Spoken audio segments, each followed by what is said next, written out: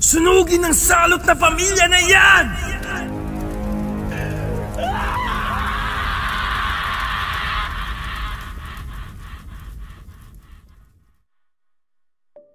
Magandang araw sa inyong lahat. Sa unang kwento natin ngayon ay itatampok natin ang kwento ng pamilya ni June.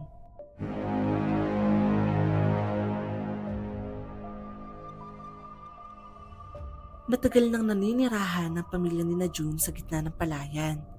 Dadalawa lang sila ng kapitbahay nila noon na may bahay din sa lugar na iyon, dahil halos lahat ng kabahayan ay nasa kabilang ibayo. Sila ng magulang at ate niya lang ang magkakasama sa maliit nilang bahay. 6 na taong gulang lang din si June nang mangyari ito. Tahimik naman silang namumuhay noon sa araw-araw. Pagsasaka ay kinabubuhay nila dahil malapit nga sila sa bukid. Tapos wala din problemahin sa ulam noon kasi madalas silang namimingwit sa ilog na malapit din sa bahay nila. O, luto na ang hapunan natin. Kain na tayo. Nay, yan ba yung nahuli namin ni tatay na isda kanina? Oo, ito nga. Tara at pagsaluhan na natin ito. Pagkatapos silang kumain noon, gaya ng dati, diretso na agad sila sa higaan para matulog. Pero hindi normal ang gabing iyon. May kung anong bumabagabag sa kanila kaya hindi sila makatulog. Yun bang parang may paparating na sakuna? Kinabukasan, kakaiba nga ang naging bungad sa kanila ng umaga dahil may bagong lipat sa lugar nila. Dito na din yata ang mga ito maninirahan. Mag-asawa ang mga ito at may isang batang babaeng anak na kasing edad lang din ni June. Kasalukuyang ginagawa ang bahay ng mga ito. Hindi niya mapigilang hindi mapatingin sa mga ito. Mukha naman silang mabait at palangiti. Makalipas pa ang ilang linggo at tuluyan na nga nilang naging kapitbahay ang mga bagong lipat na yun. At doon na magsisimulang magbago ang buhay nilang lahat. Nagsimula yun ng gabing umaalulong ang mga aso. Nay, ano yun? Umaalulong ang mga aso sa labas.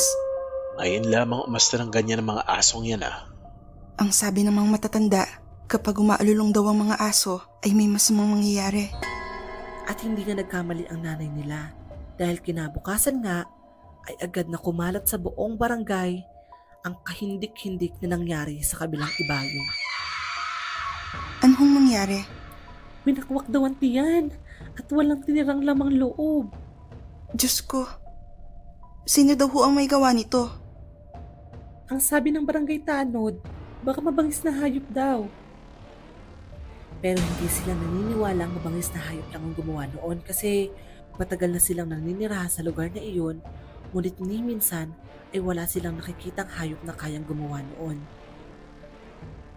Lumipas pa ang ilang linggo, paulit-ulit na nangyari ang insidenteng iyon. Gabi-gabi ay iba-ibang tao din na nabibiktima nito. Hanggang sa... Tulong! Mga kapitbahay! Tulong! May aswang! May aswang!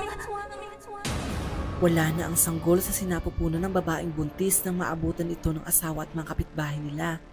Hindi! At doon, napatunayan ng mga tao na hindi lamang mabangis na hayop ang umaatake kapag gabi, kundi aswang. Ngunit ang tanong ng karamihan, sino? Sino ang walang awang halimaw na ito? May inatake na naman daw kagabi. Yung buntis sa kabilang ibayo. Naku po, ano nang gagawin natin? Paano kung tayo nang isunod ng mga yun? Kaya magdoble ingat tayo. May napansin din pala sila ng gabing iyon. Yung bagong lipat kasi, panay ang tawanan sa bahay nila na para bang may ginagawang selebrasyon. Samantala, sa bahay ng isa pa nilang kapitbahay, tahimik lang dito at walang kahit anong liwanag. Bakit? Para hindi natin maagaw ang atensyon ng mga aswang. Kinabukasan, June, may dinala pala yung kapitbahay natin na itlog. Para daw sa'yo. Talaga ate? Yung bagong lipat ba? Hindi. Yung dati pa natin kapitbahay dyan sa kapila. Si Kapetra, Pedring? Nakalimutan ko na yung pangalan eh. Sige ate, ipapaluto ko yun kay nanay mamaya. Samantala, abalang-abala naman ang kanilang ina sa paglalagay ng pangontra sa bawat sulok ng bahay nila. Nanay, binigyan daw ako ng itlog ni Ka. Ano pong ginagawa nyo? Bakit ang dami pong bawang dyan sa dingding? Naglalagay ako ng pangontra para hindi tayo pasukin ng aswang mamayang gabi. Isang araw, namalengke sila noon ng nanay niya. Inabot na pala sila ng gabi kaya naman hindi nila mapigilang kabahan habang naglalakad sa daan. Sobrang dilim kasi tapos sobrang tahimik pa. Tanging mga kuliglig lang talaga yung naririnig nila. Hanggang sa may narinig silang hindi pangkaraniwang tunog. Pagaspas ito ng mga naglalakihang pakpak mula sa taas. Agad silang lumingon at laking gulat nila nang makita ang nilalang na may pakpak na papalapit sa kanila. Hindi na nila nagawa pang tumakbo noon sa takot dahil natulala na lang sila sa nangyari. Ngunit katakatakang nilagpasan lang sila nito at patuloy itong lumipad patungo sa bahay ng bagong lipat.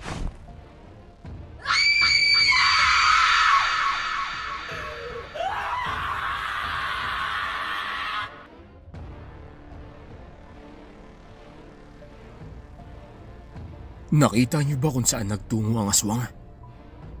Doon sa bahay sa bagong lipat. Sinasabi ko na nga ba? Simula nang dumating niyang pamilyang niyan sa lugar natin, kung ano-anong kababalagan na nangyari sa lugar natin. Mga kapitbahay, alam ko na kung sino ang aswang! At hindi na nga pinalampas pa ng mga tao ang gabing iyon. Sumugod na sila sa bahay ng bagong lipat at sinunog ang bahay ng mga ito. Magsilayas kayo dito, mga halimaw! Oo nga! Salot! Mga walang awa! Hindi na nakatakas pa ang mga ito. Tanging iyak at pagmamakaawa na lang ang tanging nilang nagawa ng mga oras na iyon. Nasaan ang asawa mo? Nagising akong sumisigaw siya at humihingi ng tulong. Ngunit nahuli na ako dahil natangay na siya ng aswang. Magaling ka rin gumawa ng kwento no? Ang sabi mo, yung asawa mong yun ang aswang at tumakas na siya ngayon. Tama, mali? Tama! Nagsasabi ako na totoo. Sinungaling! Dala ko na ang ama. Nakita ko ang lalaking ito sa silong ng bahay namin. Balak pa yata akong atakihin. Kayo na ang humatol kung ano ang gagawin nyo sa kanila.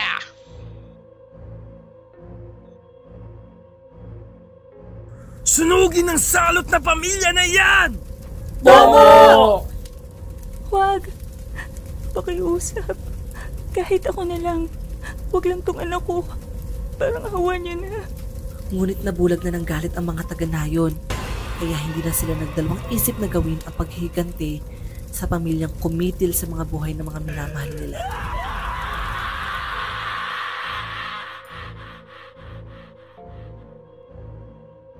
Nang magising sina June kinaumagahan, tahimik na ang kapaligiran.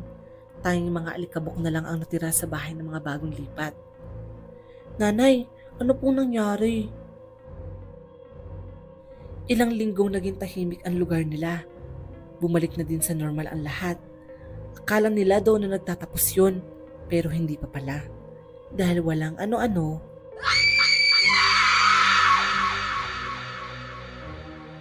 may bagong muling na biktima sa lugar nila. Ngunit mas malala ito kumpara ng dati kasi nawawala na rin ang ibang parte ng katawan nito. Akala ko ba tapos na ang kababalagan dito sa lugar natin? Ano itong nababalitaan ko na may bagong biktima na naman? Hindi ko na rin alam ang nangyayari. Neng, nasan ang kapatid mo? Si June. Nasan si June? Naglalaro lang po yun kanina dito eh. Bigla pong nawala. Ano? Hanapin natin bilis. Baka kung napano na ang batang yon. Hindi magkaintindihan ng pamilya ni June kung saan lupalop siya hanapin ng mga oras na iyon.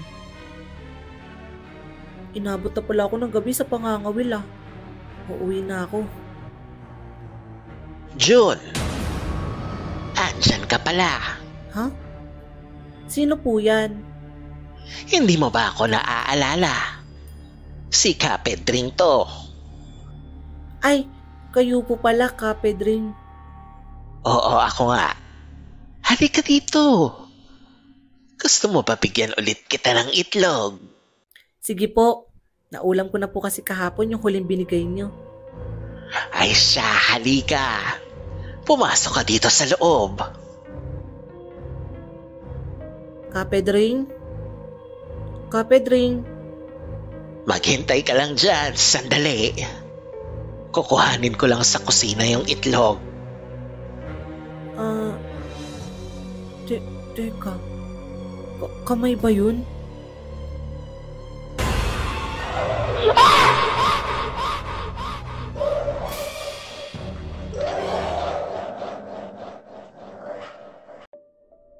Kung sino pa ang hindi ka hinahinala, siya pa pala ang gumagawa ng masama. Kaya kayo, huwag kayo agad magtitiwala kahit pa sa mga taong akala niyong matagal niyo nang kilala. Dito na nagtatapos ang kwento. Sana'y nagustuhan niyo ang unang kwentong hinandog ko sa inyo.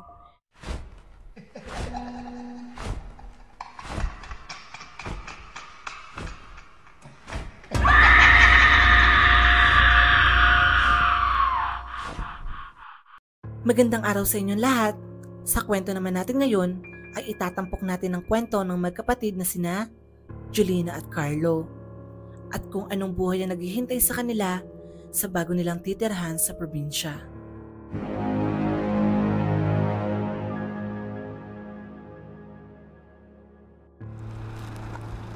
Ako nga pala si Carlo at ito ang kwento namin ng ate ko. Malungkot ako nakadungaw sa bintana ng sinasakyan naming bus ni Ate Julina. Hindi ko pa rin kasi matanggap na umalis na kami sa dati naming bahay. Ngunit ano pa nga bang magagawa ko? Iyon na ang naging desisyon ng ate ko. Nang mamatay kasi ang aming lola, nagdesisyon ng ate ko na lumipat na kami ng bagong tirahan para makalimot at makapagsimulang muli. Kami na lang ng ate ko ang sakay ng bus nang bigla itong tumigil. Tinanong ng ate ko ang driver ngunit isa lang ang sinagot nito. Masyado nang delikado kung tutuloy pa ako doon. Maglakad na lamang kayo. Wala na kami nagawa pa ni ate noon kundi bumaba ng sasakyan. Nag-iwan pa nga ng paalala ang driver ng bus na mag-iingat daw kami sa daan. Hindi namin mapigilang hindi matakot sa babalang iyon. Hindi din kasi familiar sa amin kung ano yung pupuntahan naming lugar. Nakalipas pang ilang oras na paglalakad, ay narating na rin namin ang bagong bahay na titirhan namin ni ate. May buntis pa nga sumalubong sa amin. Ito daw ang dating may-ari ng bahay ng bago namin titirhan. Nakangiti pa itong sinalubong kami. Pagpasok namin ni ate sa loob ng bahay ay hindi namin napigilang hindi madismaya dahil sa makalat na ayos nito. Kinagabihan, habang natutulog ako, ay bigla ako naalimpungatan dahil sa lagabog na narinig ko sa kusina ng bahay namin. Ngunit dahil 10 taong gulang lang din ako noon, ay hindi na ako naglakas loob pa na tingnan kung anong meron doon. Kinabukasan, maaga pa lang ay nilinis na namin ni ate ang loob ng bahay. Bit-bit namin ni ate ang mga basura noon na sana itatapon namin nang may naaninag akong matandang babae. Masama at nanlilisik ang mga mata nito sa amin. Ate, bakit parang galit yung alis sa atin? Pumasok na lamang tayo sa loob. Simula ng araw na iyon, ay palagi ko na nakikita ang matandang babae kapag sumisilip ako sa bintana ng bahay namin. Maputi ang buhok nito at may suot-suot pa itong iba't ibang uri ng kwintas sa leeg nito. Hindi ko tuloy mapigilang hindi mawirduhan dito. Isang gabi, hindi na naman ako makatulog dahil sa kung anong-anong huling naririnig ko sa labas ng bahay namin. Pero dahil sa takot ako, hindi ko na inusisa pa kung saan ang gagaling ang mga tunog na iyon. Hanggang kinabukasan nga, isang nakakatakot na balita ang kumalat sa lugar. Ang buntis daw kasi na dating may-ari ng bahay na tinitirhan namin ngayon ay wala ng buhay at nawawala ang sanggol sa sinapupunan nito. Takot na takot ako nun sa nabalitaan ko kaya naman hindi ko mapigilang hindi sisihin ang ate Julina ko. Kung bakit ba kasi umalis pa tayo sa dati nating bahay? Maayos naman ang pamumuhay natin dun ah. Huwag kang mag-alala. Andito lang ang ate. Hinding-hindi kita pababayaan. Bakit? Kilala mo ba kung sino yung aswang? Close ba kayo? Paano ka nakakasigurong hindi tayo kakainin ng halimaw na yon? Wala kang galang na bata ka? Ako pa rin ang ate mo. Kaya wag mo akong babasusin. Nasampal ako ng ate ko dahil sa nasabi ko. Dahil sa hinanakit ay tumakbo ako palayo. Nagtigil lang muna ako sa likod ng bahay namin para magpalipas ng inis sa ate ko. Pero maya-maya lang ay nakita ko muli ang matandang babae. Masama na naman itong nakatingin sa akin. Kaya kahit naiinis pa ay pumasok na ako ng bahay. Kinabukasan ay may kumalat muling balita na may nabiktima na naman daw ang aswang. At sa pagkakataong ito ay nalaman na ng mga tao kung anong uri ng nilalang ito. Isa daw itong manananggal. Bigla ko tuloy naalala ang sabi sa akin ng lola ko na ang manananggal daw ay isang uri ng aswang na kadalasan ay babae. Napuputol ang katawan nito tuwing gabi tapos umiikot sa bahay-bahay para mambiktima. Ito siguro yung naririnig ko tuwing gabi kapag nagigising ako. Buti na lang talaga at hindi pa kami pinag-iinteresan nito ng ate ko. Samantala, abala naman ang ate ko sa pakikipag-usap sa mga lalaking manliligaw daw nito. Hindi ko naman maitatangging maganda talaga ang ate ko. Maputi kasi ito at mahaba ang itim na buhok. Hindi ko na lamang sila pinansin at nagtungo ako sa kusina ng bahay para maghanap ng pagkain. Makalipas pa ang ilang araw, iba-ibang lalaki ang dumadayo ng ligaw sa ate ko. Pero wala isa sa mga ito ang sinasagot ni ate. Masaya naman kami kasi kahit papano ay nababawasan ang takot namin sa tuwing may bago kami nakikilalang mga tao. Pero sa kabila noon, ay patuloy pa rin ang pananalasa ng manananggal tuwing gabi sa lugar.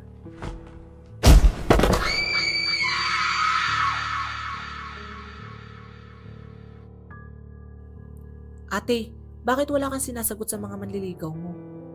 Sapat na sa akin na magkasama tayo. Hindi ko na kailangan ng kahit sino pa.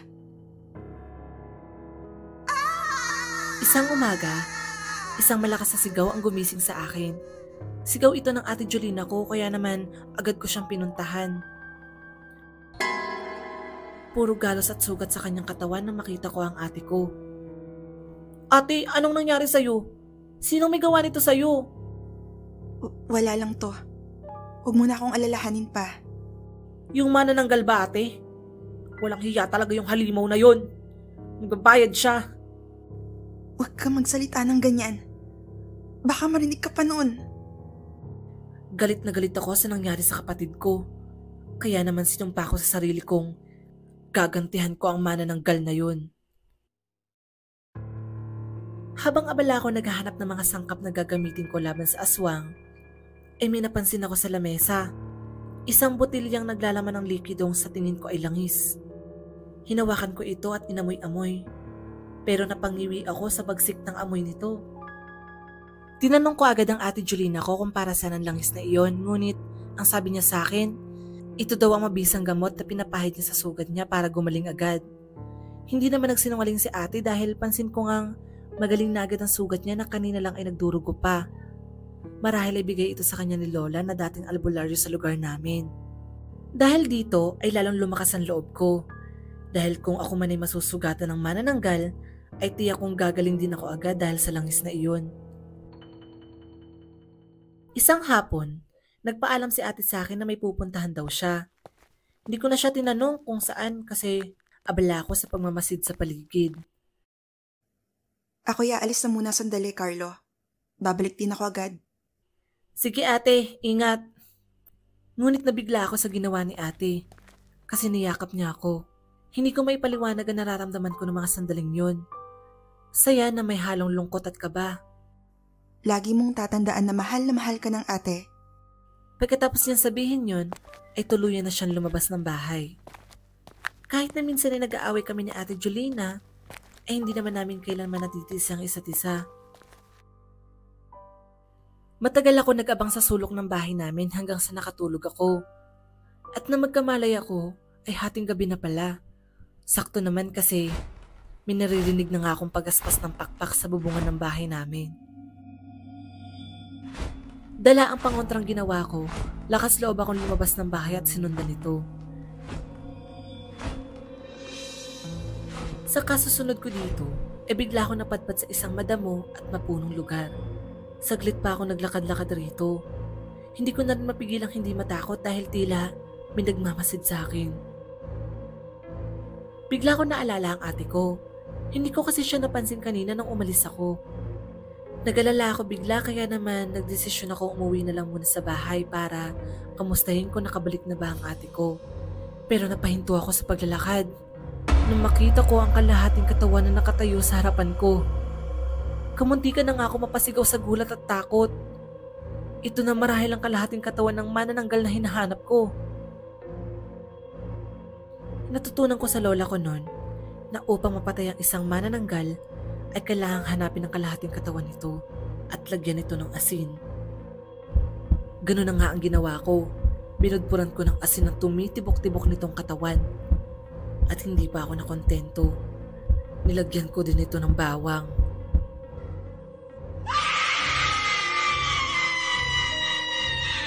Isang malakas na sigaw ang narinig ko ng sandaling yun. Sa sobrang lakas nito ay halos mabingi ako sa kinatatayuan ko. Maya-maya pa ay biglang bumungad sa harapan ko ang manananggal. Galit na galit ito sa ginawa ko. Anong ginawa mo? Anong ginawa mo? Hindi! Hindi! Ngunit ang pinagtataka ko, hindi man lang nito ako sinubukang saktan. Siguro dahil sa pangontrang dala ko kaya takot din ito. Ilang sandali pa, ay biglang sumikat ang araw. Umaga na pala. Napatingin ako sa manananggal nang unti-unti itong bumagsak sa lupa.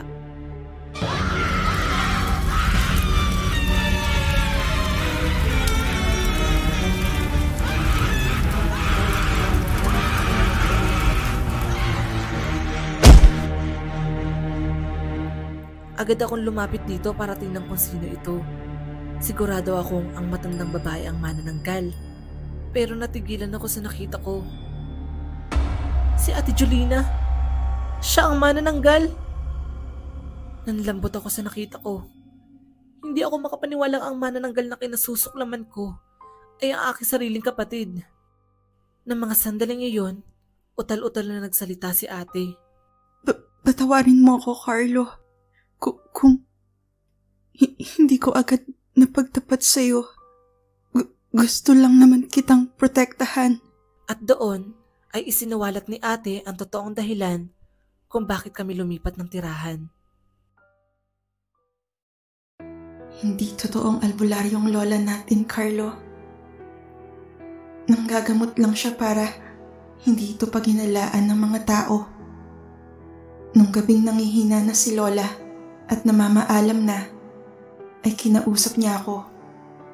Pinapatawag ka niya sa akin dahil sa ipapamana niya daw sa'yo. Pero tumutol ako. Alam ko kasing may lahing aswang ang angkan ni lola at tiyak kong ang pagiging aswang nito ang ipapasa niya sa'yo.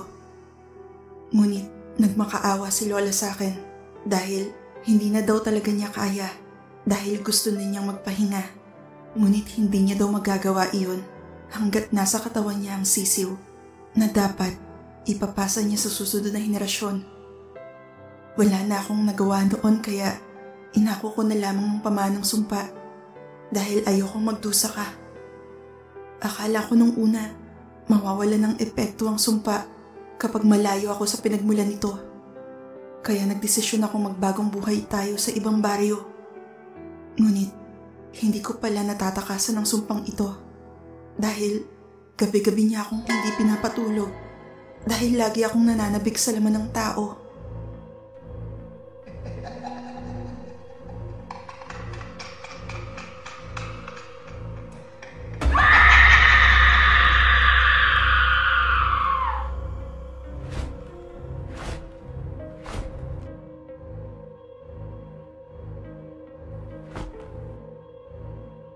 Ngunit hindi ako naging maingat dahil isang albularyong babae ang nakakita sa akin habang nagpapalit ako ng anyo isang gabi.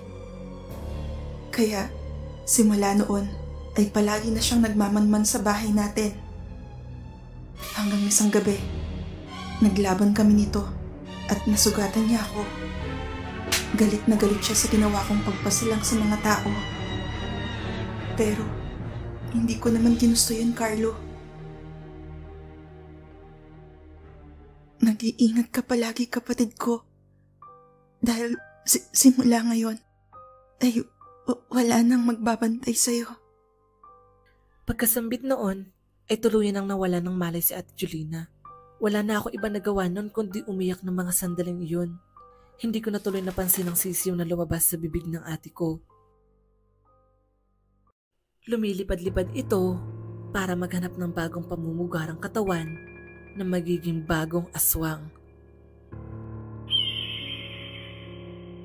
Kayo, ano ang kaya niyong isakripisyo para sa inyong minamahal?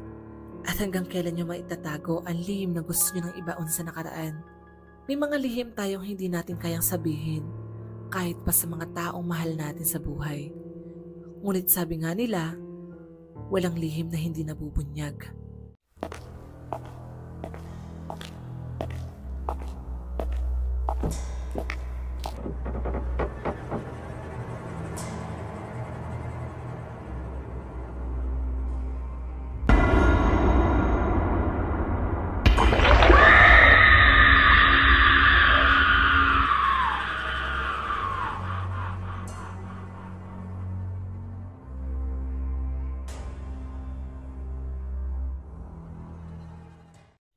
Magandang araw sa inyong lahat. Ang kwentong ibabahagi ko sa inyo ngayon ay tungkol sa mag-asawang si Leia at Daniel at sa sanggol na napulot nila sa kagubatan. Mayaman ang pamilya ni Leia. Sa kanya kasi pinamana ng mga yumaong magulang niya ang lahat ng mga ari-arian ng mga ito. Nasa isang luma at malaking mansyon sila nakatira ng asawa niya si Daniel. Nakilala nila ang isa't isa sa probinsya kung saan madalas magbakasyon si Leia noong siya ay bata pa. Ngunit sa kabila ng karangyaan ay may isa pang kulang sa buhay ng mag-asawa. 2 taon na kasi sila nagsasama pero hanggang ngayon ay hindi pa sila nabibiyayaan ng anak. Kaya upang mabawasan ng lungkot ay nag-alaga na lamang sila ng pusa. Sa bahay pala nila ay may 2 kasambahay, si Aling Loleng at Mia. Matagal nang kasambahay si Aling Loleng sa mansyon nila, simula pa noong nabubuhay pa ang mga magulang ni Leia. Si Mia naman ay hindi pa nag-iisang taon. Parang pamilya na rin ang turing nila sa mga ito. Oh, asawa ko. Bakit tila malungkot ka na naman? Kailan kaya tayo magkakaanak, Daniel? Ginawa na naman natin ang lahat pero bakit hanggang ngayon tila hindi pa rin naririnig ang mga dasal natin? Huwag kang magsalita ng ganyan. Huwag kang mag-alala. Balang araw ay papakinggan niya rin tayo. Dala ng lungkot at depresyon, hindi na lumalabas si Leia ng kanyang silid. Hindi mapigilan ni Daniel na hindi mag-alala para sa kanyang asawa. Kaya naman, nakaisip ng isang bagay si Daniel para kahit papano ay malibang ang asawa niya. Iyon ay ang magbakasyon sila sa probinsyang pinagmulan niya. Nagpaalam muna ang mag-asawa sa 2 kasambahay at pinagkatiwala sa mga ito pansamantala ang bahay habang wala pa sila. Makalipas ang halos kalahating araw na biyahe, ay nakarating na rin sila sa tutuluyan nilang bahay.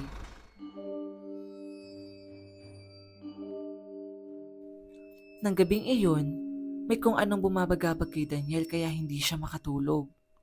Kaya naman, napagdesisyonan niyang lumabas muna ng bahay para magpahangin. Nasa gilid siya ng bahay habang nagmumuni-muni nang may marinig siyang kaluskos sa damuhan sa di kalayuan.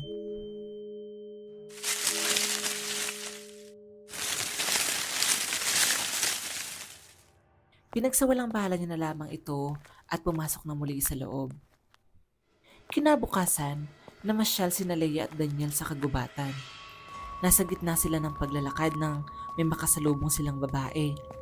Nakatungo itong naglalakad na parang balisa. Hindi na lamang nila ito pinansin at nagpatuloy sila sa paglalakad. Ilang sandali pa ay may nakasalubong naman silang isang bata. Dayo ho ba kayo dito? Oo, mamamasyal sana kami ng asawa ko dyan sa may gulod. Naku, mag-iingat ho kayo dahil madami pong gumagalang laman lupa doon. Natakot si Leia sa sinabi ng bata. Kaya naman, napagdesisyonan nilang umuwi na lamang. Nasa gitna sila ng paglalakad pa uwi nang bigla silang may marinig na iyak. Hindi sila pwedeng magkamali. Nagmumula sa isang sanggol ang iyak na iyon. Agad namang sinundan ni Leia ang tunog na iyon. Wala na siyang pakialam kung napalayo na ba siya kay Daniel. Basta ang nasa isip niya lang ng mga sandaling iyon ay hanapin ang umiiyak na sanggol. At hindi pa man nakakalayo ay nakita na nga ni Leia ang isang sanggol na nakabalot sa maduming tela. Awang-awa siya dito kaya naman agad niya itong kinandong. Ngunit pinigilan siya ng asawa. Ibaba mo yan. Bakit? Hindi ka ba naaawa sa sanggol na to? Sigurado ka bang sanggol nga yan? Paano kung lamang lupa pala yan? Kilabutan ka nga sa mga sinasabi mo. Baka naman anak to ng babaeng nakasalubong natin kanina. Tapos nilagay na lang dito. Kasi hindi niya kayang buhayin. Nagtalo pa ang dalawa ng mga oras na yon. Patagal ko na pinagdarasal na magkaanak. Kaya hindi ko hahayaang palagpasin ang pagkakataong ito, Daniel. Wala nang nagawa si Daniel nang lumuhod si Leia at umiyak sa harapan niya. Hindi na nagpaabot ng gabi pa ang mag-asawa. Nag-impake na agad sila para umuwi sa kanilang mansyon. Nang papaalis na sila para umuwi ng mansyon, ay nakita pa ni Leia ang babaeng nakasilip sa likod ng isang puno. Ito yung babaeng nakasalubong nila kanina lang. Wala kang dapat ipag-alala. Aalagaan ko ng maayos ang bata. Sambit pa ni Leia sa utak at tuluyan na nga silang umalis ng asawa niya. Nang makauwi sa mansyon, gulat na gulat ang mga kasambahay nang makita ang sanggol na hawak ni Leia. Sinabi na lamang nila sa mga ito na may nagpaampon sa kanila para hindi na sila mag-usisa pa. Pero hindi kumbinsido si Aling Loleng. Iba kasi ang pakiramdam niya sa batang sanggol. Habang naglalakad kasi palayo si Leia bitbit ang sanggol, ay nakita niya itong ngumiti sa kanya ng nakakakilabot. Simula nga nang dumating ang sanggol na yon, ay maraming kakatwang nangyari sa mansyon. Una na dito ang pagkawala ng alaga nilang pusa. May mga gabi ding sumisigaw si Mia, ngunit kapag tinatanong naman kung bakit, ay palagi lang nitong sinasabing may kung ano daw humahaplos sa binti niya kapag naglilinis siya sa sala. Hanggang sa isang gabi, habang nagliligpit si Mia sa silid kainan, ay nakarinig ito ng ingay na nagmula sa ilalim ng lamesa. At nang silipin niya ito, isang nanlilisik na mga mata ang nakita niya.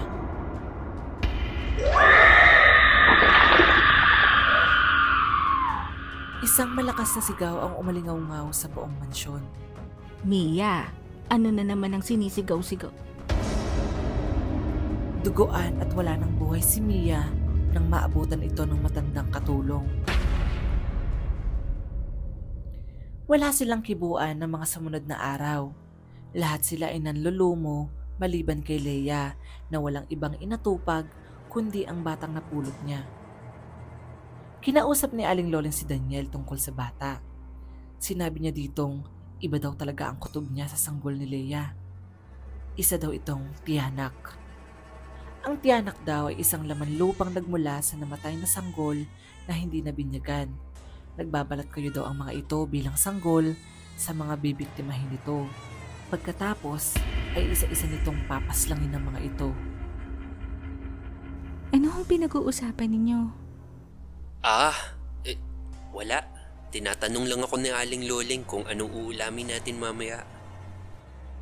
Yun na ang huling beses na nakita si Aling Loleng sa mansyon. Dahil makalipas nga lang ang ilang araw, ay naglaho na din ang matanda na parang bula. Malungkot man ay tinanggap na lamang ni Leia ang lahat na nangyari. Inisip niya na lang na sapat na naging tulong nito sa mga nagdaang taon noong katulong pa nila ito. Ngunit hindi na nakapagpigil pa si Daniel. Kinumprontan niya na ang asawa niya. Hindi ka ba nakakaramdam, Leia?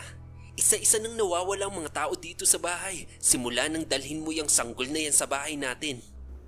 Bakit ang batang tong sinisisi mo? Sadyang walang utang na loob ang matandang yun. Kaya umalis nang hindi man lang nagpapaalam. Hindi tao yan, Leia. Halimaw ang batang yan. Makalipas pa nga ang ilang sandali, biglang nagpalit ng anyo ang bata. Bigla itong naging isang tiyanak. Napasigaw si Leia sa nakita niya kaya nabitawan niya ito. Isang nakakakilabot na nilalang ang nakita nila. Maitim ang magaspang nitong balat. Matulis ang mga tenga at ngipin at naglalakihan din ang mga namumula nitong mga mata. Isang tiyanak ang sanggol na tinuring niyang anak. Animoy isang gagambait nung gumapanggapang sa mga sulok ng bahay. Napako naman si Leia sa kinatatayuan niya na agad namang napansin ni Daniel kaya nilapitan niya ito. Umalis ka na, Leia. Ako nang bahala rito. Hindi ako aalis nang hindi ka kasama. Mas mahihirapan tayong patayin ng impakto ko. Daniel! Leia, umalis ka na. Iwan mo na ako. Patawarin mo ko, Daniel. Kasalanan kong lahat ng ito. Ako ang nagdala ng salot sa buhay natin. Wala kang kasalanan, Leia. Ako ang nagdala ng salot. Ako. Kaya, patawarin mo ko. Ano bang sinasabi mo? Makinig kang mabuti, Leia. May aaminin ako sa'yo. Sa kwento ni Daniel, noong binata pa daw siya at nag-aaral pa lang ng kolehiyo, ay may naging nobya siya sa lugar nila. Hanggang sa isang araw, ay nagtapat ang babae kay Daniel. Nabuntis daw ito. Ngunit dahil nag-aaral pa lang si Daniel ng mga panahong iyon, ay tiyak niyang itatakwil siya ng mga magulang kapag nalaman ng mga itong nakabuntis si Daniel nang hindi pa nakakapagtapos ng pag-aaral. Hindi tinanggap ni Daniel ang sanggol at tumakas ito sa responsibilidad niya. Dahil sa sama ng loob, ay dinugo ang babae at namatay ang sanggol sa sinapupunan nito. Doon sa kagubatan ay inilibing ng babae ang walang buhay na sanggol. Dahil may sabi-sabing mahiwaga at lagip ang gubat na yun, ay naging laman lupa ang sanggol na yun. Makalipas pa nga ang ilang taon, ay muling nagbalik si Daniel kasama ang asawa nitong si Leia. At doon na nga nila natagpuan ang sanggol na kasama na nila sa mansyon nila ngayon. Marahil ay alam ng babae na naging tiyanak ang anak namin. Kaya hinayaan niyang dalhin natin ito sa buhay natin para makapaghiganti. Daniel! Tumakas ka na. Tumakas ka na hanggat hindi pa muling umaatake ang tiyanak.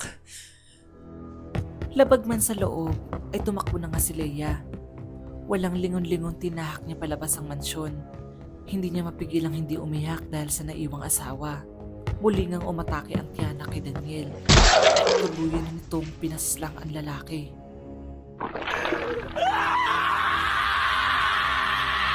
Para sa nanay ko! Muli itong gumapang sa sahig upang habulin ang kanyang huling bibiktimahin. Sa kabilang banda naman ay tuluyan na ngang nakalabas ng mansyon si Leia. At doon ay natagpuan niya si Aling Loleng. Nagpaliwanag ang matanda na kaya daw ito umuwi nang hindi nagpapaalam ay alam nitong hindi siya papayagan ni Leia kapag nagkataon. Dati daw albularyo ang matanda, kaya naman umuwi ito para kumuha ng pangontrang magagamit nila sa sitwasyon tulad ng kinakaharap nila ngayon. Ilang saglit pa nga ay tumambad na sa harapan nila ang tiyanak. Wala na nga itong inaksayang panahon at agad din itong umatake. Si Aling Loleng naman ay lakas loob na itinapat dito ang kwintas na pangontra na naging dahilan para tumalsik ito palayo. Wala na nagawa ito at agad na itong tumakbo palayo. Ano ho niyang hawak niyo? At bakit tila natatakot ang tiyanak sa dala niyo? Ngipin ito ng buhaya. Isa ito sa mga mabisang pangontra at panlaban sa mga impakto at laman lupang katulad ng tiyanak. Kaya huwag ka na mag-alala pa dahil ligtas na tayong dalawa. Hindi na nga nagpakita pa ang tiyanak simula noon. Muling bumalik ang katahimikan sa loob ng mansyon.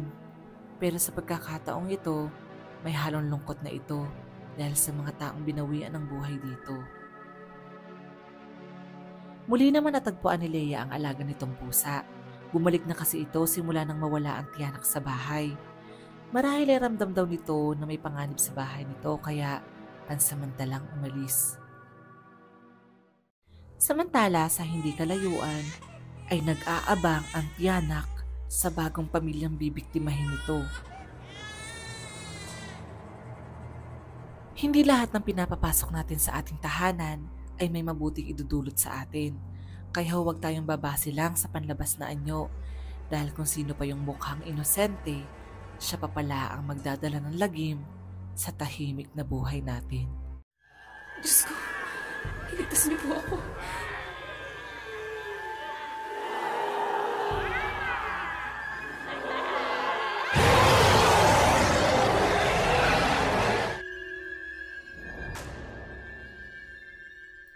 Magandang araw sa inyong lahat. Sa kwento natin ngayon ay makikilala natin si Jessica at ang kaibigan niyang si Jane na dadalhin siya sa kanilang lugar sa probinsya. High school si Jessica nang mangyari ang kwentong ito. Matigas ang ulo ni Jessica. Mahilig siyang maglakwatsa, mag-cutting classes at kung ano-ano pa. Wala siyang pakialam. Basta kung saan siya masaya, yun ang gagawin niya. Elsa, may assignment ka na? Oo, meron.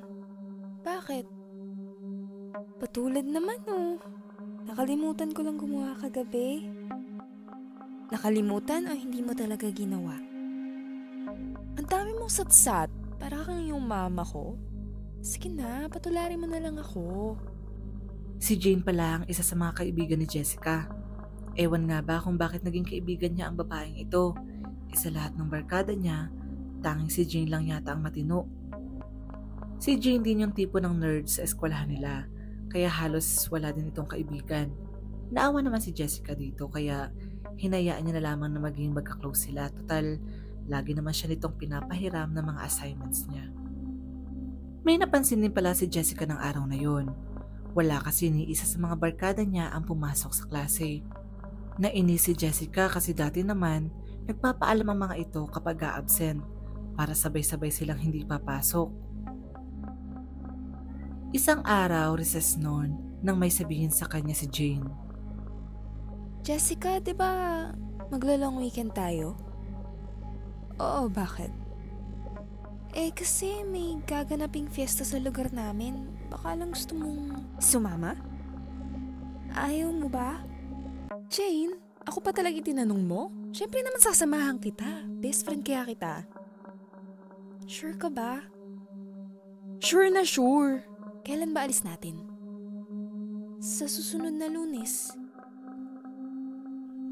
Nang makauwi si Jessica sa bahay ay nagsabi agad ito sa kanyang mama. Pero nagsinungaling ang babae dahil ibang lugar ang sinabi nitong pupuntahan. Ang paalam kasi nito ay sa kapatid niya siya pupunta. Pumayag naman agad ang kanyang ina kaya nag-impake na din si Jessica dahil bukas na ang alis nila ng kaibigan niya. Nagkita ang dalawang magkaibigan sa bus station. Tapos doon ay sinabi na din ni Jane kay Jessica na medyo mahaba-haba ang babaybayin nila dahil nasa malayong probinsya daw ang lugar na pupuntahan nila. Hindi naman umangal si Jessica. Nang nasa loob na sila ng bus, hindi mapigilang hindi mainip ni Jessica dahil 3 oras na yata sila nagbabiyahe. Kaya naman, inaliw na lamang niya ang sarili sa pagmamasid sa dinadaanan nila na puro nagtataas ang mga puno at damo lang naman. Sa isip ni Jessica, ay napilitan lamang siyang sumama dahil tiyak niyang mababagot lamang siya sa bahay nila tapos wala man lang ni isa sa mga barkada niya ang nagre-reply sa message niya. Pero mas mukha yata siya mababagot dito sa lugar na ito. Napakatahimik kasi at wala ka talagang halos makikitang mga tao sa daan. Matagal pa ba tayo, Jane? Naiihina ako eh. Magtiis ka na lang muna. Konting oras na lang naman. Parang kanina mo pa naman sinasabi yan. Sure na talaga ako this time, promise. Sabi mo yan ah. Makalipas pa ang ilang oras ay tumigil na ang bus na kanilang sinasakyan. Narating na nila ang kanilang destinasyon. Pero natulala si Jessica sa kanyang nakita. Wala kasing bahay sa tapat na tinigilan nila. Jane, huwag mo sabihin isa sa mga punong to yung bahay niyo. Hindi ka naman engkanto, di ba? Sira ka talaga. Kung engkanto ko, matagal na kitang pinakain ng itim na kanin. Buti naman, pero... Teka, Asan na nga ba yung bahay niyo? Kailangan muna nating pasukin ng kagubatan para mas marating ang bahay namin. Sobrang scary naman ito. Sige na nga. Ilang minuto pa silang naglakad-lakad papasok sa kagubatan. At makalipas pa ang ilang sandali, ay natagpuan na nila ang bahay ni na Jane. Simple lang ito, gawa sa kahoy, yung typical na bahay sa probinsya. Nasa labas ang tatay ni Jane nang makarating sila sa gilid ng bahay. Hindi maipaliwanag ni Jessica pero kinakabahan siya sa titig ng tatay ni Jane. Pero pinagsawalang bahala niya na lamang ito kasi baka masyado lang siyang judgmental. Tsaka malay niya ba, baka ganun lang talaga tumingin ang mga taga-probinsya. Tatay, si Jessica pala, kaibigan ko. Magandang gabi po. Tumitig lang ito kay Jessica. Tapos ay nagpatuloy na ito sa paghahasa ng hawak nitong itak. Nang makapasok naman sila sa loob ng bahay, ay nandun ang nanay at ang nakababatang kapatid ni Jane. Pinakilala din ni Jane ang kaibigan sa kanyang ina na noon ay kasalukuyang naghihiwa ng karne.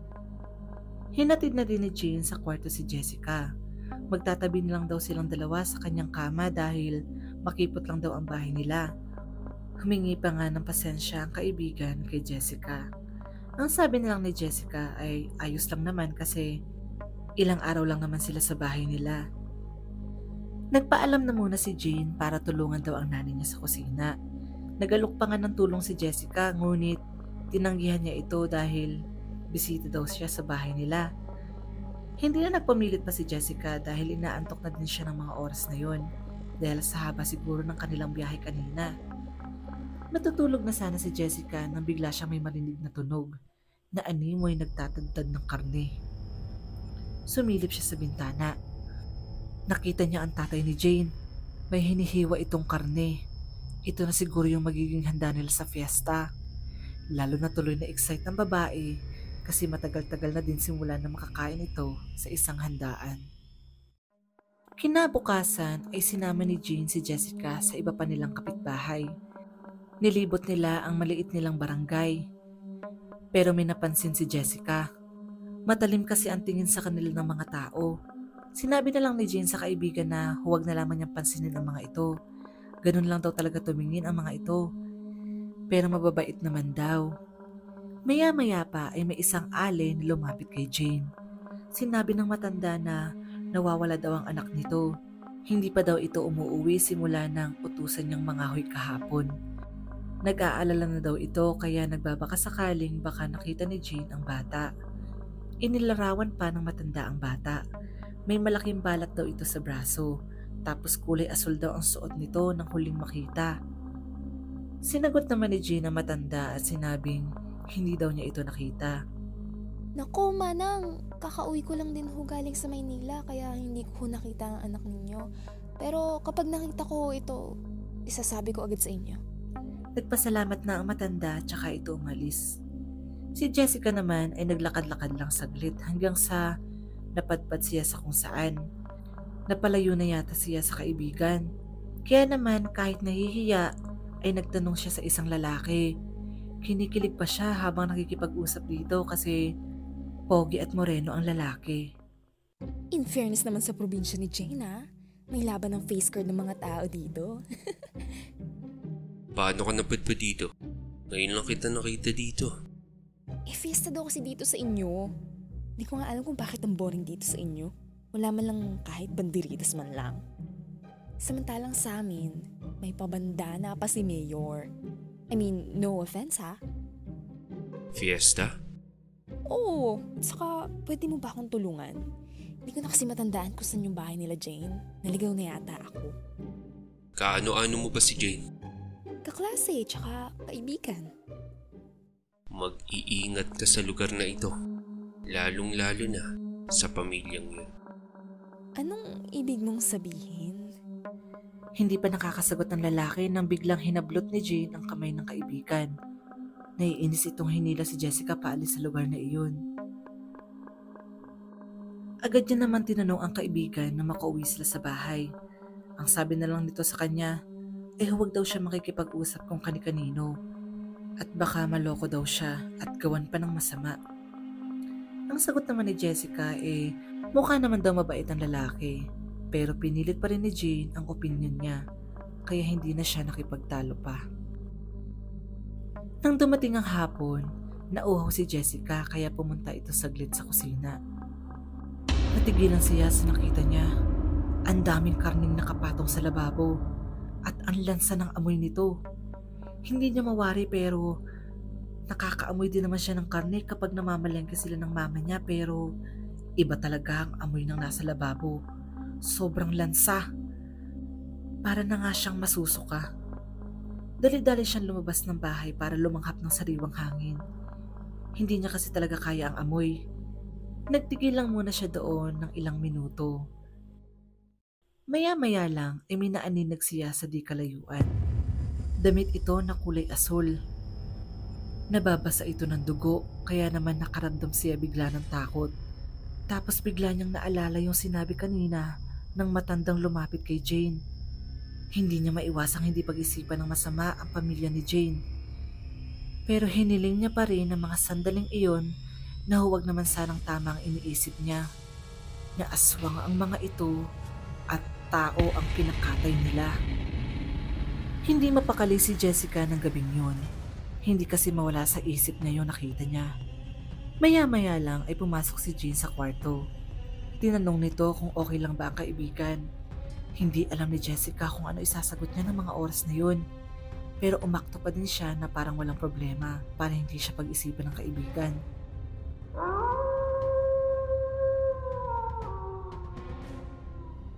Pansin ko, ang dami niyong karne dun sa kusina niyo.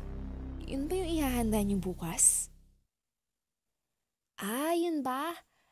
Kunti pa nga yun eh. Bata pa kasi yung nahuli ni tatay, pero huwag kang mag-alala. Kasi may isa pa naman kaming kakatayin. Malaki yun. Galing pa sa Maynila yun. Kinilabutan si Jessica sa sinabi ni Jane. Ang iniisip niya ng mga oras na yun kung siya ba ang tinutukoy nilang ihahanda nila. Gusto niyang maiyak ng mga oras na yun, pero ayaw niya magpahalata kasi ayaw niyang isipin ni Jane na naghihinala na siya sa pamilya nito. Oh, bakit ganyan tsura mo? Baka gutom lang yan. Halika na, kumain na tayo. Wala na siyang nagawa kundi sumunod sa kaibigan. Baka kasi kung ano pang gawin nito sa kanya kapag hindi siya sumunod sa pinag-uutos nito.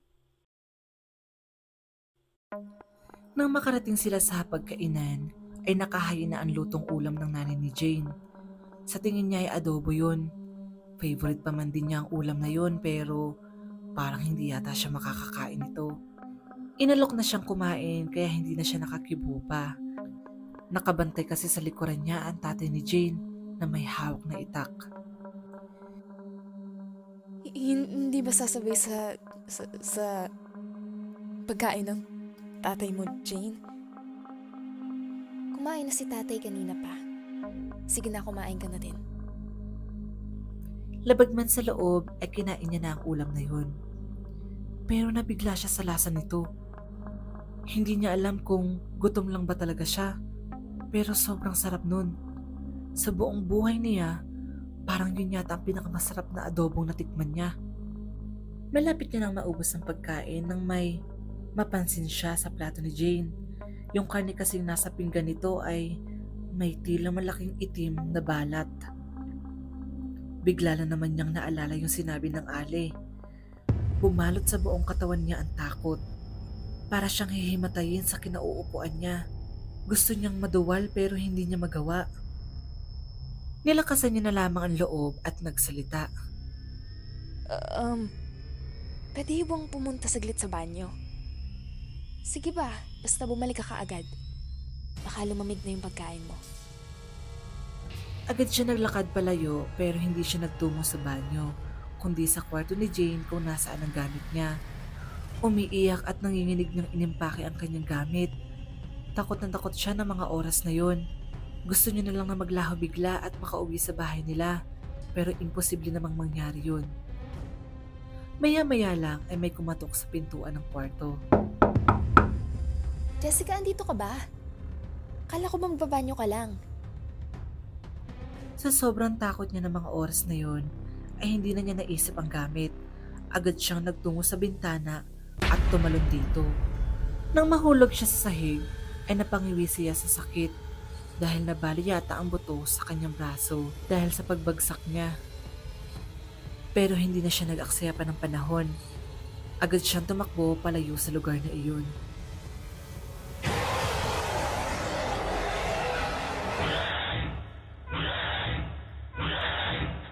Nagtago lang muna si Jessica sa gilid ng puno. Pinanood niya na lamang muna ang mangyayari. Ilang segundo pa ay lumabas ang 4 na nilalang sa labas ng bahay. Mukha silang mababangis na hayop. Ang pamilya ni Jane ay nagpalit ng anyo. Nakakatakot ang itsura ng mga ito. Para nang mababaliw si Jessica ng mga oras na yon habang naririnig yung mga huling ginagawa nila. Narinig niya pang tumakbo ang mga ito sa magkakaibang direksyon para siguro hanapin siya.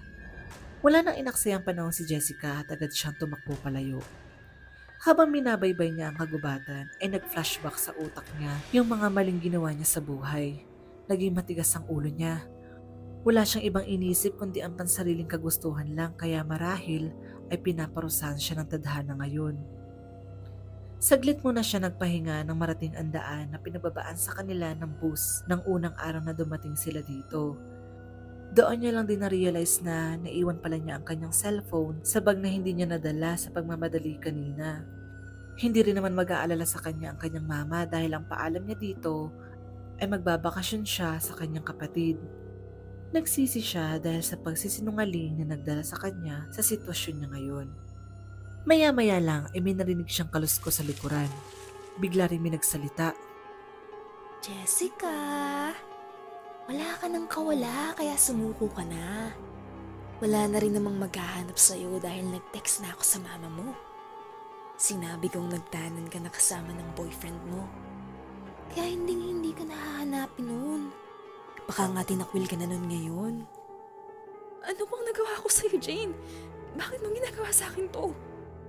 Hindi ko na kailangan pang isa-isahin yan, Jessica. Pero isa lang ang masasabi ko sa'yo. Papaslangin kita bago matapos ang gabing ito. Nanlungo si Jessica sa narinig. Ito na nga yata ang katapusan niya. Sana lang ay mapatawad pa siya ng kanyang mama at ng mga taong naagrabyado niya. Diyos ko, iligtas niyo po ako. Pangako magbabago na po ako. Yun na lang ang tanging niyang nasambit sa sarili ng mga oras na yun. Ilang saglit pa ay nasilaw siya dahil sa ilaw na nagmula sa di kalayuan. Isang bus ang dumaan ng mga sandaling yun. Hindi niya mapigilang hindi maiyak dahil ligtas na siya. Agad niya itong pinara at dali-daling sumakay sa loob. Nakita niya pang nakasilip si Jane sa likod ng isang puno. Galit na galit ito. Yun na ang huling pagkikita nila ni Jane dahil hindi niya na ito nakita simula noon. Hindi na rin kasi ito pumasok pa sa school. Wala naman siyang ibang mapagsabihan na nangyari sa kanya kasi tiyak namang walang maniniwala sa sasabihin niya. Hindi rin naman nagalit sa kanya ang kanyang mama kasi wala naman yatang text na dumating dito kasi naaalala niyang wala naman talagang signal sa lugar ni na Jane. Malamang ay tinakot lang din siya ng babaeng yon. Napagalitan lang din siya ng mama niya kasi nawawala ang kanyang gamit at cellphone. Hindi naman niya masabi ang totoong dahilan dahil wala din naman siyang ebidensya na magpapatunay na kamuntikan na nga siyang gawing hapunan ng mga aswang. Maswerte ka, Jessica. Dahil nakaligtas ka pa, kahit wala ka namang karapatang maging masaya. Kayo ng mga kaibigan mo. Unang araw pa lang nun ng high school. Pero pinahirapan niyo na agad ako. Kung hindi pinagtatawanan na pinagtitripan niyo ako. Akala ko nang una, iba ka dahil nakipagkaibigan ka sa akin. Pero hindi pala. Dahil ginamit mo lang ako para makapasa ka sa mga gawain mo. Kaya naman nang magkaroon ako ng pagkakataon, isa-isa kong ginantihan ng mga kaibigan mo pero gusto kitang gawing espesyal. Gusto kong mamatay ka muna sa takot bago kita tuluyang paslangin. Pero nakaligtas ka. Maaaring masaya ka na sa ngayon pero Hindi magtatagal dahil sa kabilugan ng buwan ay tatalab na ang sumpang nilagay ko sa pagkain mo. Ang pagkain nagtataglay ng aming mga laway. Magiging isa ka na rin sa amin, Jessica.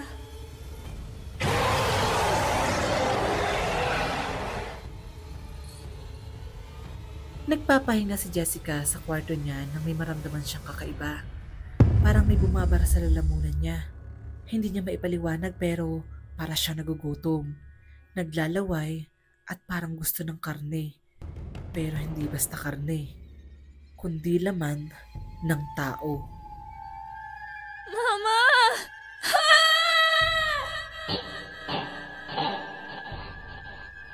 Tayo bilang tao ay may kalayaang gawin ang gusto natin. Pero hindi ibig sabihin nun ay may karapatan na tayong mang-abuso ng ibang tao.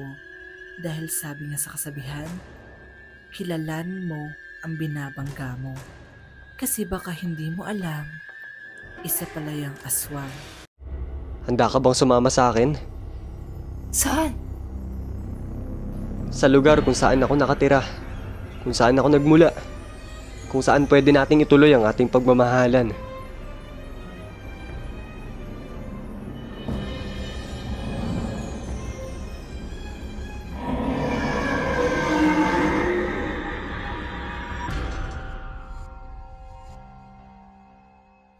Magandang araw sa inyong lahat. Sa kwento natin sa episode na ito, ay ihahayag ko sa inyo ang kwento ng pag-iibigan ni Monica at ng misteryosong lalaki sa puno ng isang balete.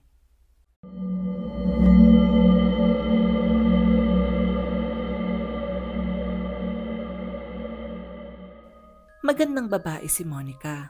Makinis, maputi at may maamong mukha. Wala nang ibang hahanapin pa ang isang lalaki sa kanya. Pero sa kabila nito ay hindi pa nagkakaroon ng nobyo ang dalaga. Tila ba na pag-iwanan na siya ng mga kaibigan niya na ngayon ay may kanya-kanya ng sariling pamilya. Hello! Hello, Bes! Kukuhanin pala kitang ninang nitong bunso ko. May anak ka na pala ulit? Oo, Bes. Punta ka ha. O sige ba? Si Monica ay nakatira sa Maynila. Doon siya pinalaki ng mga magulang niya dahil nung siya daw ay bata pa, kamunti ka na daw siyang mawala sa kanila. Kung ano ang nangyari, tanging ang kanyang lola lang sa probinsya ang nakakaalam. Manunulat ng libro ang trabaho ni Monica. Bata pa lang siya ay alam niya nang ito talaga ang gusto niyang gawin sa buhay. May ilang libro na din siyang naipublish na karamihan ay kwentong pag-ibig. Pag-ibig na tila hindi na yata niya mararanasan. Lord, kailan ba ako magkaka-boyfriend? May mali ba sa akin? Bakit ganun? Gusto ko lang naman maranasan mahalin. Gaano kahabang panahon pa ba nga aking hihintayin? Hanggang sa dumating na ang isang araw na tila nawala na siya ng gana sa mga ginagawa niya. Kaya naman, nagpaalam siya sa kanyang mga magulang na magbakasyon muna sa probinsya ng kanyang lola. Bukod sa sabik siyang makita ito, ay nagbabaka sakali din siyang baka doon niya na makita ang magiging bagong inspirasyon niya. Baka sa mukha ng mga magulang niya ang pag-aalala, ngunit pinayagan na din nila ang anak dahil nasa 8 taong gulang na din naman ito. Basta mag-iingat ka anak ka, lagi ka makikinig sa lola mo. Opo pa, mabait kaya ako no? Sa probinsya ng Samar nakatira ang kanyang Lola Iska.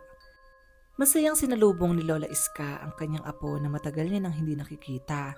8 taong gulang pa lamang kasi ito nang lumabas sa Maynila kasama ang mga magulang at doon na nanirahan. Ikaw na ba talaga yan, Monica, apo ko? Abay, napakaganda mo ng mga bata. Ano ba, Lola? Malit na bagay? Ay siya, pumasok na tayo sa loob, ha? At maghahanda ako ng kakainin mo. Sige po, Lola. Nang naghahapunan sina Monica, ay may nabanggit sa kanya ang kanyang lola. Ika'y mag-iingat, Monica, ha? Sa ganda mong iyan, ay tiyak kong hindi lamang ang mga kalalakihan sa baryong ito ang magkakagusto sa'yo. Ano pong ibig niyong sabihin, Lola? Ay basta! Ang sinasabi ko lamang naman ay dapat mag-iingat ka palagi. Huwag kang basta-basta pumupunta sa mga lugar na hindi ka pamilyar. Mahirap na. Baka maligaw ka. Ay, ano ba yan? Akala ko pa naman makakapaghanap na ako ng mga pogi dito. Grounded pala ako dito. Ano ka mo? Wala po, Lola. Sige po, tapusin na po natin tong pagkain natin. Ako na po ang maghuhugas ng plato. Naging maayos naman ang ilang araw na pananatili ni Monica sa bahay ng lola niya. Naging masaya din ang banding nilang maglola. Hindi lang talaga maitatangging, may pagka-istrikta ito. Hanggang isang hapon. Ay, ano ba yan? Ilang araw na ako dito pero wala man lang dumadaang signal ha. Paano ko i-update sila mama na okay lang ako dito? Ay, nako. Subukan ko kaya doon sa may puno na yun. Feeling ko talaga meron dun eh.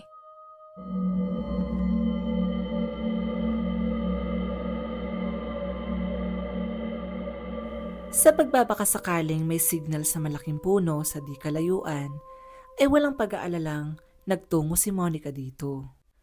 Manghang-mangha si Monica sa nakita niya nang lumapit siya dito. Napakadaming alitap-tap na umaaligi dito na nagmistulang mga ilaw na kumikislap-kislap pa. Nakalimutan niya na tuloy ang totoong pakay niya.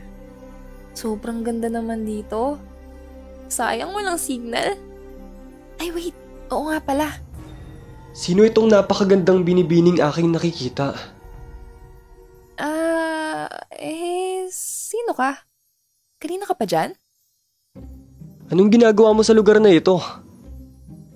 Naghahanap kasi ako ng signal pero mukhang future boyfriend ko pala yung nahanap ko. Char!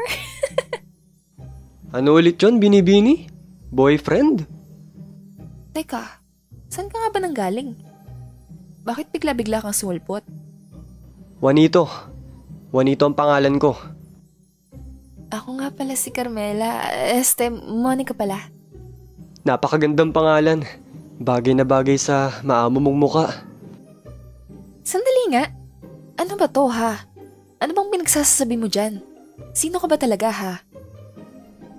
Masyadong nawili si Monica sa pagkikipag-usap sa lalaking nagpakilala bilang Juanito.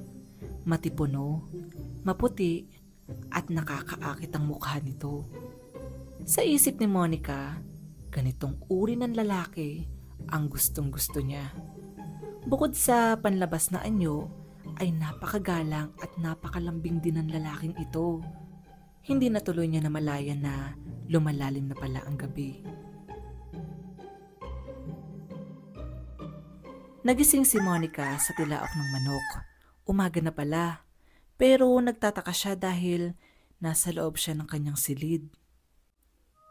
Kung ganun, panaginip lang lahat yon? Sobrang yummy pa naman ng Juanito pero panaginip lang pala. Like, ano yun? Monica, gising ka na ba? Pumarito ka na sa baba at magkape ka na. Okay po, Lola. Pupunta na po. Hindi mapakali si Monica ng mga oras na yon. Hindi pa din niya matanggap na panaginip lang ang lahat. Kaya naman, lumabas muna siya ng bahay para magpahangin at nang mahimasmasan. Nilibot niya ang tingin sa paligid. Doon ay napansin niya ang isang malaking puno ng balete. Kung hindi siya nagkakamali, ito yung punong pinuntahan niya sa panaginip. Saan ka pupunta? Doon po, Lola, sa may malaking puno ng balete. Huwag mo nang subukang pumunta roon. Ano po? Bakit po? May mga bagay sa mundong ito na hindi kailangang ipaliwanag pa. Basta sundin mo na lamang ako kung ayaw mo magsubong ako sa iyong ama. Wala nang naging imik si Monica. Naguguluhan siya sa kanyang lola. Bakit kasi tila pinagbabawalan siya nitong lumapit sa malaking puno, gayong mukha namang hindi ito delikado. Kahit nababagot, ay mas pinili na lamang ni Monica na magtigil sa loob ng kanyang silid. Baka kasi mapagsabihan na naman siya ng kanyang lola kapag lumabas pa siya ng bahay. Kaya naman, sinubukan niya na lamang na magsulat muli ng panibagong kwento. Baka sakali bumalik na yung gana niya sa pagsusulat. Monica! Monica! Nasa gitna si Monica ng pagsusulat nang may marinig siyang tumatawag sa kanya mula sa labas. Pamilyar sa kanya ang boses na ito. Agad siyang sumilip sa bintana para tingnan kung sino ito. Buti naman at nasilayan ko na muli ang ganda mo, Binibini. Sandali, sino ka? Hindi mo ba ako naaalala, aking Binibini? Juanito? Ako nga. Halika, may papakita ako sa'yo. Para sa'yo, aking Binibini. Ang ganda. Sobrang ganda naman yan. Hindi mapapantayan ng bulaklak na ito ang angking ganda mo. Ano ba? Marupok pa naman ako. Nakakainis ka naman eh. Akin na nga yan. Simula nga noon ay palagi nang nagkikita ng patago sina Monica at Juanito. Hanggang sa tuluyan na ngang nahulog ang loob ng babae sa misteryosong lalaki. Ngunit isang araw, Ito na ang huling gabi mo, Apo, sa lugar na ito. Uuwi ka na bukas ng umaga, pagsikat ng bukan liwayway.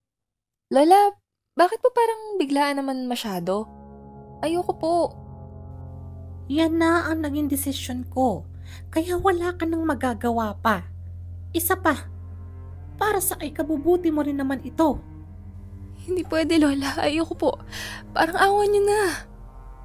Bakit ka ba nagkakaganyan, ha? Hindi niyo po ako naiintindihan. Hindi ko po kayang iwan si Juanito. Juanito?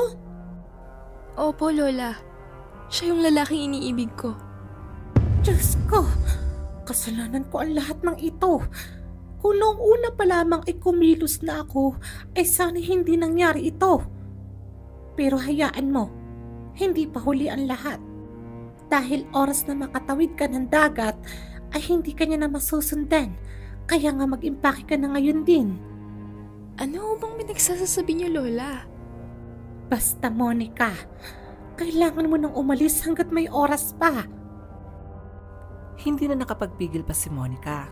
Tumakbo na siya palabas ng bahay. Agad siya nagtungo sa puno kung saan silang una nagkita ni Juanito. Juanito! Juanito! Nasaan ka? Bakit ka tumatangis, mahal ko? Ayokong umalis. Hindi kita kayang iwan. Hindi ko nauunawaan, mahal. Pinapauwi na ako sa Maynila ni Lola. Kung ganun ay nalaman niya na pala. Pero tatanungin kita, handa ka bang sumama sa akin? Saan? Sa lugar kung saan ako nakatira, kung saan ako nagmula, kung saan pwede nating ituloy ang ating pagmamahalan. Naguguluhan man sa isip ni Monica, ay mas gugustuhin niyang sumama sa lalaking pinakamamahal niya kaysa bumalik sa Maynila kung saan hindi siya masaya. Nang mga sandaling iyon ay unti-unting nagliwanag ang puno. Wala nang nagawa pa si Monica nang sabihin ni Juanito na ipikit niya ang kanyang mga mata. Hinawakan nito ang kamay niya at tuluyan na silang pumasok sa loob ng puno.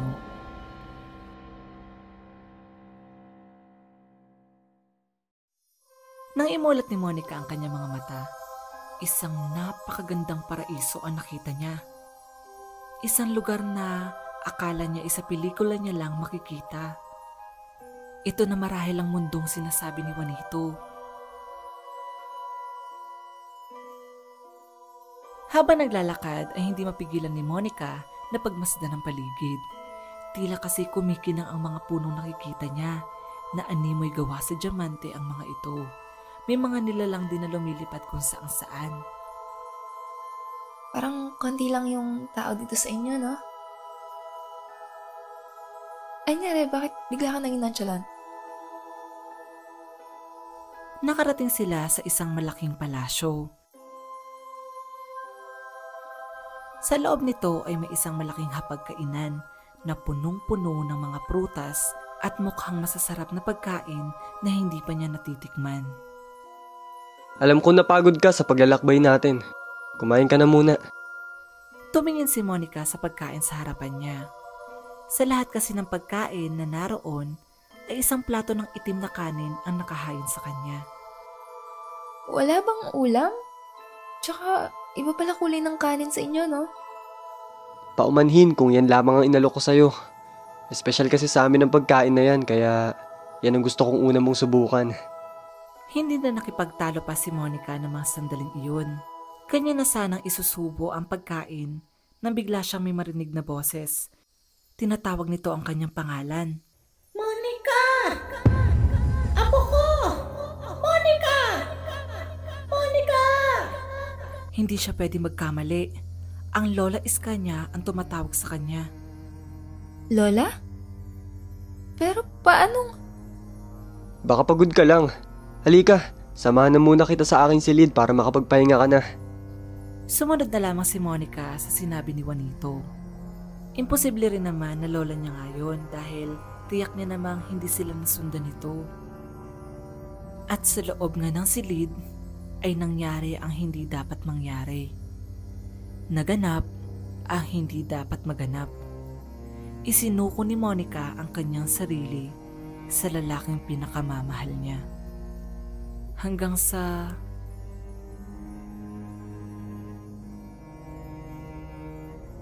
Apo! Salamat sa Diyos at gising ka na. Lola? Bakit po andito kayo? Nasaan ho si Juanito? Huwag ka nang mag-alala ha, dahil humingi na ako ng tulong kay Manong Jun. Sino ho siya, Lola? Anong gagawin niyo sa akin? Si Manong Jun, ang pinakamagaling na albularyo sa lugar namin. Tutulungan ka niya, Apo, ha? Hindi ko kailangan ng tulong. Ibalik niyo ho ako kay Juanito.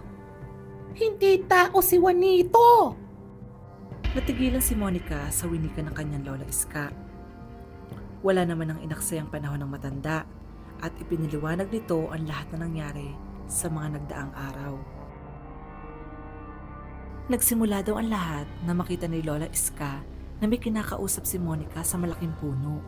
Ngunit nang kanya namang tingnan ang direksyon kung saan ito nakatingin, ay wala naman siyang nakikita. Ilang beses pa daw na nangyari iyon hanggang sa pinagbawalan niya na ang apo na lumabas ng kubo. Ngunit tila desperado ang nilalang na iyon dahil gabi-gabi ay kusang umaalis si Monica ng silid at naglalakad ng tulog patungo sa malaking puno ng balete at nakahandusay na ito sa tuwing natatagpuan. Hanggang sa gabing nagtalo na sila ni Monica at tuluyan na nga naglaho ang dalaga. Isang engkanto ang lalaking iyong kinakausap. Hindi ho yan totoo.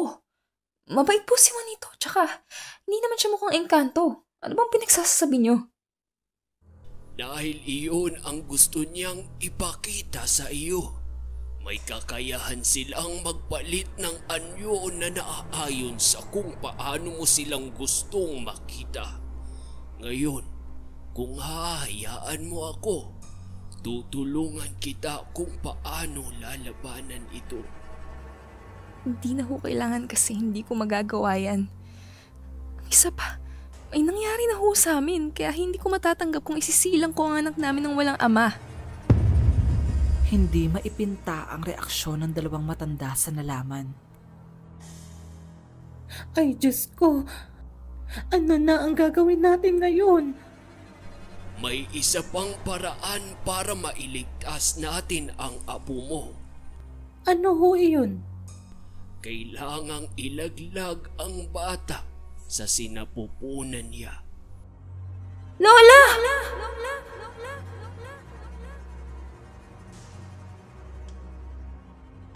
Bakit? Ano nangyari? Yung tiyan ko po.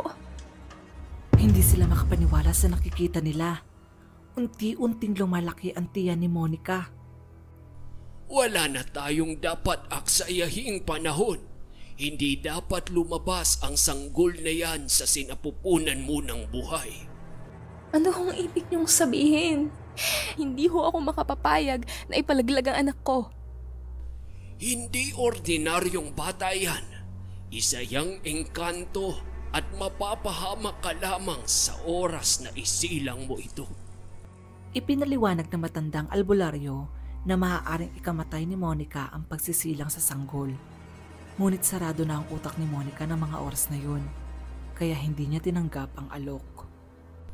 Paumanhin, Iska, pero hindi ko matutulungan ang iyong apo kung siya mismo ay ayaw tanggapin ito. Dahil dito, ay umalis na lamang muna ang matandang albularyo. Ngunit nag-iwan ito ng pangontra na magagamit ni Monica pansamantala. Monica, kailangan mong sundin ang sinabi ni Manong Jun. Kung kaya ho ng konsensya niyo na pumatay ng walang muwang na sanggol, pues ako lola hindi. Hindi tao yan, Monica. Engkanto nga ang batang yan na hindi dapat mabuhay. Bakit ho ba galit na galit kayo sa mga engkanto? Ano po bang atraso nila sa inyo? Dahil kinuha nila ang buhay ng lolo mo! Ano pong sinasabi niyo? Muling nagsalaysay si Lola Iska. Nang ipinanganak daw si Monica ay kapansin-pansin daw na kakaiba ito kumpara sa mga ibang bata.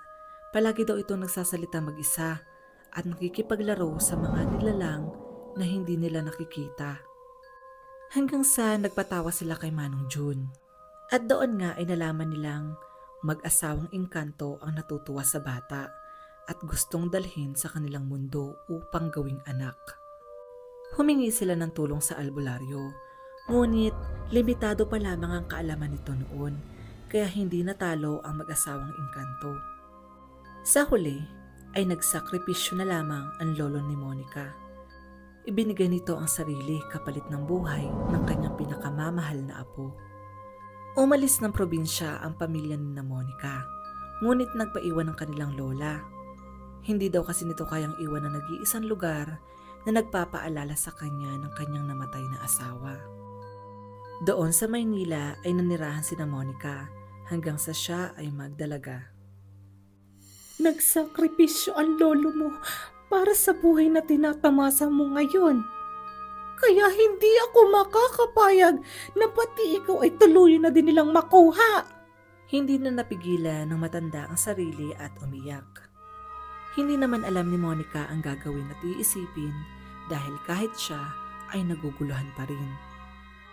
Nang makaalis ang kanyang Lola Iska sa kanyang silid, agad ding hinubad ni Monica ang pangontrang binigay nito hanggang sa siya'y muling makatulog.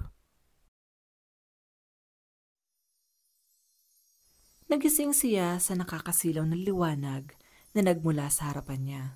At nang maglaho ito, nakita niya si Juanito. Agad niya itong niyakap at kinausap. Totoo ba yung sinasabi ni Lola? Na isa kang... Tama. Isa nga akong engkanto. Bakit? Paano mo nagawa sa akin to? Pininiwala mo ko! Sa mundo namin, iilan na lamang ang bilang ng mga diwata na tulad ko. Kung hindi pa ako kikilos ay tuluyan na mawawala sa mundong ito ang lahi namin. Kaya ginamit mo ko? Ganun ba yun, ha? Manloloko ka, niloko mo ko! Patawarin mo ko. Ngunit ito lang naiisip kong paraan. Eh di totoo nga. Hindi mo naman talaga ako minahal. Noong una, aaminin ko na ginamit lamang kita sa plano ko, ngunit nahulog na din ang loob ko sa'yo. Kaya ngayon ay nagsisisi na ako. Ngunit ikamamatay ko kapag sinilang ko ang batang ito, kaya hindi ako papayag. Makasarili ka! Hindi mo pwedeng gawin yan! Hindi mo pwedeng patayin ang anak ko! Lumabas ang totoong anyo ni Juanito. Doon ay napagtanto ni Monica na tama nga ang albularyo sa mga sinabi nito sa kanya. Isang nakakakilabot na engkanto ang nasa harapan niya ngayon. Agad na tumakbo si Monica. Kailangan niya makaalis sa lugar na iyon hanggat hindi pa huli ang lahat. Ngunit ang tanong niya sa sarili, saan niya hahanapin ang lugar palabas ng mundong ito? Habang binabaybay ang daan, isang matandang lalaki ang nakasalubong niya. Itinuro nito ang isang direksyon. May kung anong nagsasabi kay Monica na Mabait ang matandang iyon, kaya sinundan niya ang direksyong itinuro nito. Maya-maya nga ay nakita niya na ang lagusang dinaanan nila ni Juanito noong una silang pumunta sa mundong ito. Wala na siyang inaksaya pang panahon, agad siyang pumasok dito. Natagpuan niya ang sarili sa labas ng malaking puno. Agad siya nagtungo sa bahay ng Lola Iska niya, at doon ay natagpuan niya ang sarili na walang malay. Abala naman ang albularyo sa pag-oorasyon sa katawan niya, habang umiiyak naman sa gilid ang kanyang lola. Lola? Bakit ganon? Andito po ako. Patay na ba ako? Bakit hindi niyo ako nakikita? Samantala, patuloy pa rin sa pag-oorasyon si Manong Jun, hanggang sa tuluyan na ngang dinugo ang katawan ng dalaga. Isa lang ang ibig sabihin nito, na wala na ang sanggol sa sinapupunan ni Monica. Nang magising si Monica, nakita niya ang mga magulang at ang kanyang Lola Iska sa harapan niya. Baka sa mukha ng mga ito ang pag-aalala. Nagpaalam na ang kanyang mga magulang sa kanyang Lola Iska na sila ay uuwi na at babalik na muli sa Maynila. Naiyak pa si Monica na magpapaalam na ito sa kanyang lola. Mag-iingat ka, apo, ha? Huwag matigas ang ulo mo sa mga magulang mo. Sumama na lang kasi kayo sa amin, Lola. Hindi na. Masaya na ako dito. Tsaka ayokong iwan ng natitirang alaala sa akin ng lolo mo.